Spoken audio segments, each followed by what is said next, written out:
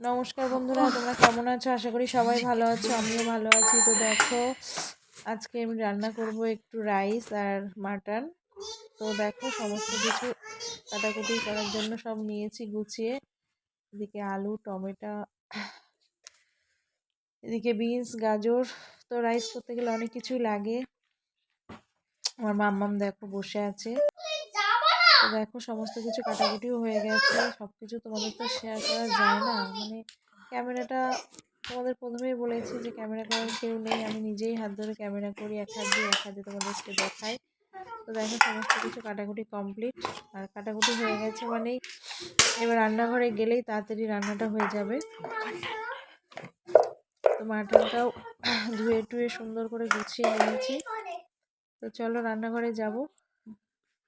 রান্নাটা শেয়ার করলাম না। রাইস আমার দেখো বানানো হয়ে গেছে। তো ঝুরঝুরেই হয়েছে রাইসটা, কত সুন্দর। এদিকে মাটনটাও আমি একটু ঝোল ঝোল করেছি, রাইসের সঙ্গে একটু ঝোল। মাটন কিন্তু খেতে আমার দারুণ লাগে।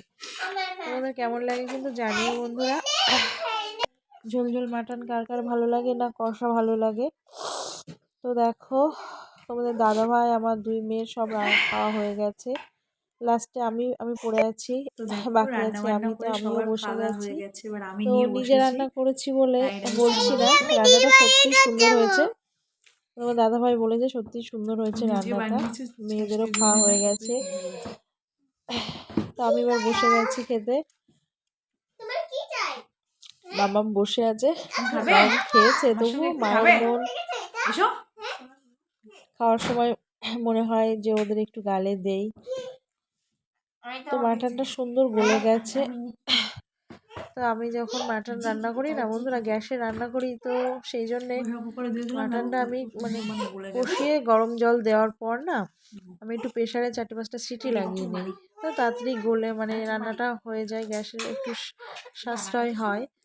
তো সেই জন্যে আমি কুকারে দিয়ে সিটি মেরে নিই, নিয়ে একটু গরম মশলা দিয়ে ফুটিয়ে আমি নামাই।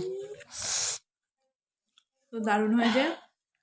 তো তোমরা কে কে রাইস আর মাটন চলে এসো। ভালোবাসো, ভালো লাগলে অবশ্যই লাইক আমার কমেন্ট ভিডিওটা শেয়ার করে যদি দিও। ভালো লাগে তো অবশ্যই লাইক কমেন্ট শেয়ার করে দিও, একটু পাশে থেকো। আর কি বলবো তোমাদের, মিষ্টি ফ্যামিলির ভিডিওগুলো তোমরা দেখো, তোমাদের অনুরোধ রইল অবশ্যই।